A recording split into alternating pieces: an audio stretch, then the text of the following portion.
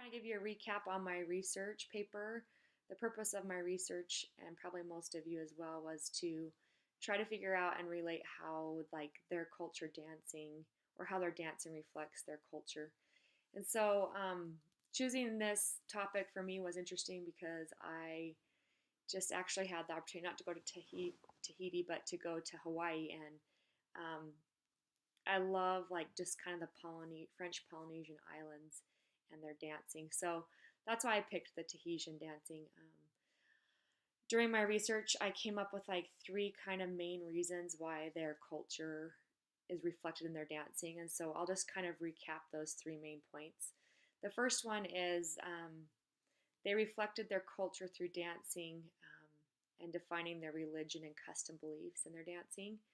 When dancing for the purpose of spirituality, like their religious dances they were only performed by a specifically trained group and only on solemn occasions. Great mass dances could hardly be performed except at like fixed times when all people were assembled. They also had informal dancing and required only a small gathering and could be given at any time.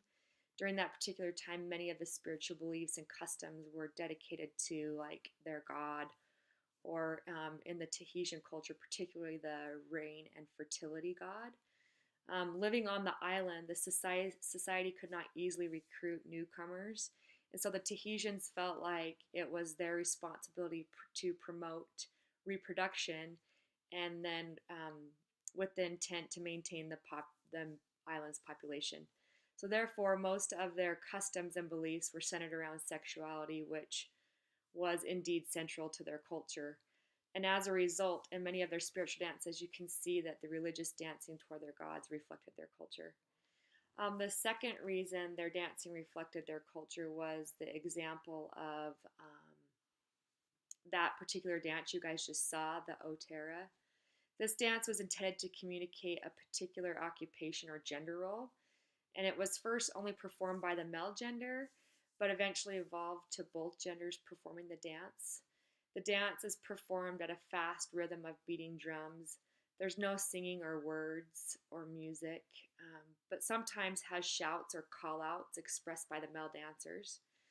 This dance is sometimes also known as the Tahitian drum dance. The men are arranged in a long row with the women opposite from them, and the male dancers' leg movements are centered around like their upper thighs, with a basic movement of them like flapping in and out, their knees in and out.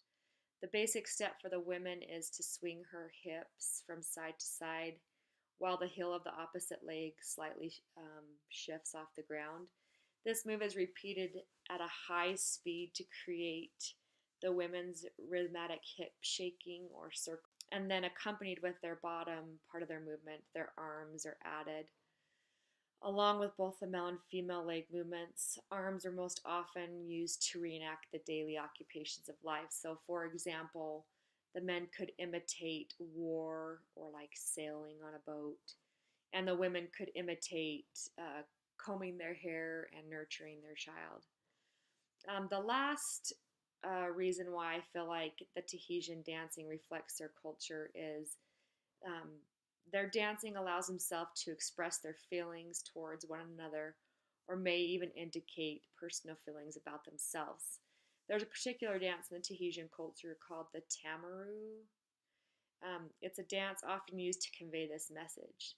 So, according to like the Tahitians themselves, the dance can imply, quote, "I am young, healthy, and attractive. I know who I am and what I am, and I'm happy with myself." So the movement of this dance, in sense of shape and form, is described as the men keep their feet flat on the ground with heels together. They open and shut their legs in a flapping movement. The women rotate their hips rapidly. Both men and women keep their upper bodies motionless, trying to keep the main attraction on the lower part of the body. The tempo of the music is continuous, and it increases up to the point where only the most experienced and fittest dancers can keep their shaking up. So depending on the performers and exactly how the performer performs the dance, the sexual innuendo may be more or less obvious. So This particular dance movement reflects social context of the Polynesian culture, which in the late 1700s, like I talked about, was centered around sexuality. So it also provides the sense of worth or how they felt about themselves.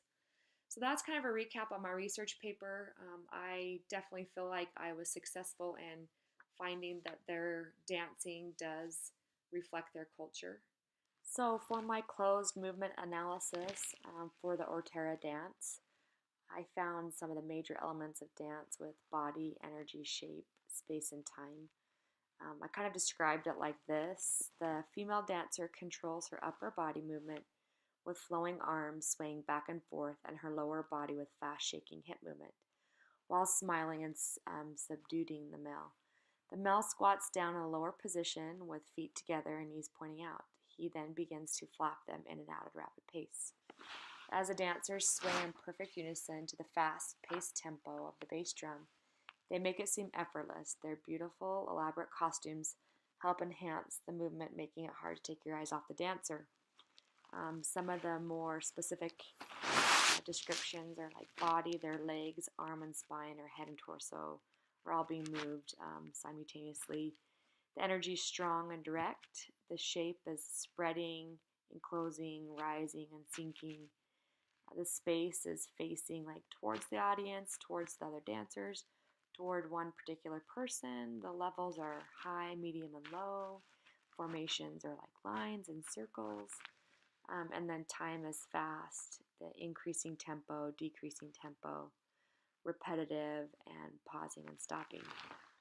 So I feel like all of the closed movement analysis and this particular dance is significant to the culture because they're trying to fulfill the function of really why people dance. So some other reasoning why I feel like this is important to their culture is its community involvement. It shows symbolic gestures. It's an imitation of a style and forms of a social group. It exhibits contemporary values of the community, expresses the ideas, feelings, and beliefs of maybe a particular individual.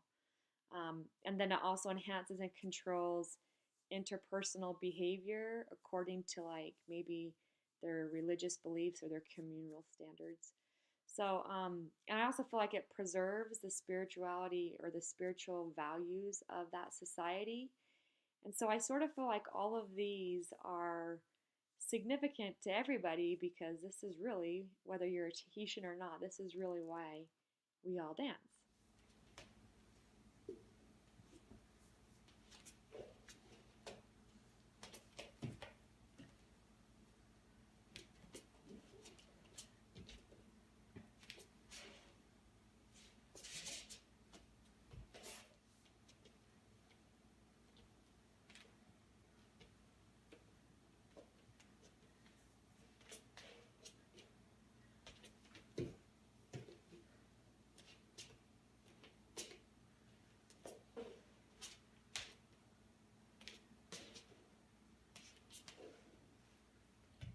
So, as we've studied the evolution of dance, I feel like the Tahitian culture and their dancings fulfill most of the 6 different dance forms in one way or another. And because I didn't particularly pick an exact dance of their culture, I'd like to incorporate their culture dancing into 5 of the 6 forms of dance that we've talked about.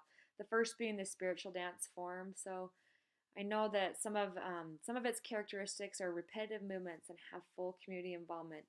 The Tahitians, Ortera definitely has repetitive movement, and it also has community involvement. They also use different dancing and different dances for like their culture and worshiping. So I feel like that fulfills the spiritual dance form. Second, the classical dance form. The Tahitian culture carries similar characteristics by adding like elaborate costumes, which enhances the meaning of the dance. And then the symbolic gestures that they add to their dancing and the complex rhythms that require like training to perform and not really just winging it on your own. The Tahitians use like grass like skirts and big headpieces, And they usually use the costumes to increase their performance and then like enhance the movement. So with the grass skirts, it kind of enhances the hip shake and kind of makes that movement a little bit more sharp and bold. The third one is the folk dance form. So I think the Tahitian dancing has similar characteristics of folk dance, including movements that are often mimics or symbolize work patterns. And like I talked about before, the role of men and women can like be clearly differentiated, and their style variation and movement become identified with like the specific population. So I feel like that it fulfills the folk dance form as well. The fourth being the social dance form. I think this is actually when we talked a little bit about this particular group of dancing was in the social dance category. The Tahitians incorporate this by interacting with each other, and the bodies of the two dancers almost always face each other with like special attention to the dancers, and sometimes they're touching and sometimes they're not touching. Um, the function of this form is to enhance like interpersonal behavior according to like the community standards, the communal standards. So I believe the Tahitians' culture reflects this by expressing their social behavior. Maybe that once wasn't allowed. And the fifth one is the personal dance form. So the function of this particular dance form is to express like ideas, feelings, and beliefs of like a particular individual. And I sort of feel like all dancing does this. The Tahitian culture like has created their dancing like with selective and like purposeful movement. Um, but their dancing can be like community or individually expressed of an idea, a feeling, or a belief. And then it's so important to them that they feel like they publicly need to perform it. And so I feel like it fulfills the personal dance form as well. With that being said about the Tahitian culture, I feel like I'm experiencing personal dance form every day. The function of like personal dance form is like to express your ideas and your feelings and your beliefs. And every day in some way or another, I feel like I'm doing that, whether I'm like saying hi to my neighbor as I drive by, um, or as I'm like doing dishes or laundry or with or without music. I just feel like you experience dance all the time. I have two daughters that love like to dance, and so I'm constantly watching them dance um, and expressing themselves in that given moment. I also have a cute little 5-year-old boy who loves to dance, and he will find like any moment at any point that if he can dance, he will. And so I feel like I experienced that whole personal dance form by watching my kids express themselves personally in the way that they dance. I feel like we experience personal dance form through any kind of um, like media in our life, social media, TV, music. So I definitely would like to incorporate it more in my life. I love watching like videos that are out there of dancing. I really, really enjoyed the Alicia Keys No One music video that we got to watch this last module, and just how he just moved the way he like was feeling at that moment, or even though it didn't really have much to maybe do with the song, at some point he connected with the music to allow his body to move in a way that he was feeling, and I really love that. I feel like no matter how maybe dumb you think you feel when you're dancing, it just makes you smile and it makes you happy. And I know for me, it makes me a happier person. So I've loved learning so much throughout this course, and I've enjoyed to see like how my definition of dance has changed. And yeah, thanks.